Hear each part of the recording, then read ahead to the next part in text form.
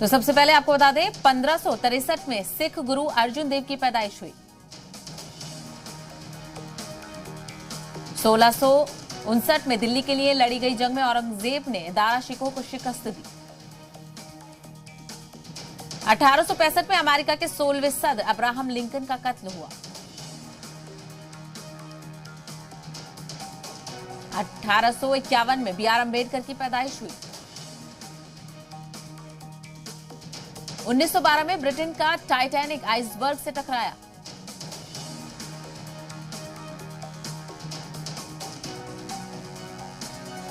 1944 में बंबई के विक्टोरिया गोदी में धमाका हुआ, 1200 हलाक हुए। 1989 में कैप्टन रंजन राय और अहल्या ने कार से दुनिया का चक्कर लगाया। 2008 में कोलकाता और बांग्लादेश में ढाका के बीच 1965 के बाद पहली बार मुसाफिर रेल खिदमत की शुरुआत हुई।